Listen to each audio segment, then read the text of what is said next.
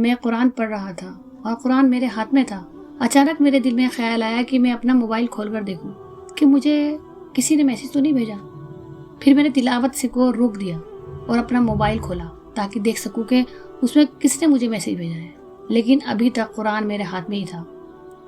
اس وقت مجھے امام مالک رحمۃ اللہ علیہ کا ایک قول یاد آیا۔ انہوں نے کہا تھا کہ جب کوئی انسان اللہ کے کلام یعنی قرآن کو چھوڑ کر کسی اور انسان کی باتوں میں دل لگاتا ہے تو اس کا دل بیمار ہو جاتا ہے، اس کا دل اندر سے سخت ہو جاتا ہے اور اس کی عمر میں برکت بھی ختم ہو جاتی ہے۔ اللہ ہمیں قرآن پڑھنے کی توفیق عطا فرمائے، صحیح طریقے سے دل لگانے کی توفیق عطا فرمائے۔ یہ ایک آرٹیکل میرے سامنے آیا جو میں نے پڑھا اور مجھے پڑھ کے بڑا افسوس ہوا، اور واقعی میں یہ جو چیز ہے جو میں نے آرٹیکل میں دیکھی یہ آج کل بہت عام ہو گئی ہے کہ ہم جب قرآن پڑھتے ہیں اور ہم جب نماز پڑھتے ہیں سائیڈ میں فون رکھ لیتے ہیں اور نماز پڑھ کے فوراً ہم دیکھتے ہیں کہ کس کا ایس ایم ایس تو نہیں آیا۔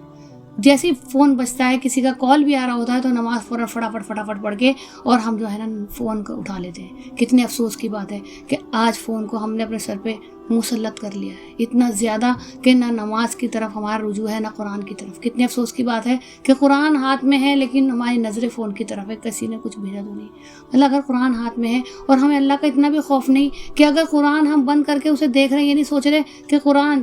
جو ہم اپنے ہاتھ میں لے کے بیٹھے ہیں، کیا آپ کو معلوم ہے کہ قرآن جو ہے وہ اللہ سے مخاطب اور اللہ سے بات چیت کا ذریعہ ہے۔ جب ہم نماز پڑھتے ہیں تو ہم اللہ سے باتیں کرتے ہیں، اور جب ہم قرآن کھولتے ہیں تو اس کا مطلب کہ اللہ ہم سے بات کر رہا ہے۔ اور کتنا افسوس کی بات ہے کہ جب ہم اللہ سے بات ہو رہی ہے اور اللہ ہم سے بات کر رہا ہے اور اس وقت ہم جو ہے فون کی طرف مخاطب ہوتے ہیں اور فون دیکھتے ہیں کس نے ایسے بتا سی لائٹ جلی اور فوراً ہم نے قرآن بند کرا، فوراً ہم نے نماز کا سلام پھیرا اور ہم فون کی طرف متوجہ ہو گئے۔ کتنی غلط بات ہے یہ۔ ہمیں اللہ پاک توفیق دے اس چیز کی کہ ان چیزوں سے ہم دور ہوں، موبائل کو ایک ذریعہ بنائیں جو کام کا ذریعہ ہے، جو صحیح طریقہ ہے۔ فون کا ذریعہ ہے کہ کسی کا کال آیا یا کوئی ایس ایم ایس آ گیا امپورٹنس ہے تو دیکھ لیا جائے، لیکن یہ نہیں آپ دیکھیں، کوئی فون دیکھنے کی منائی نہیں ہے، لیکن جب قرآن پڑھا جائے، جب نماز پڑھی جائے یا آپ ایسی مجلس میں بیٹھے ہوں جہاں پر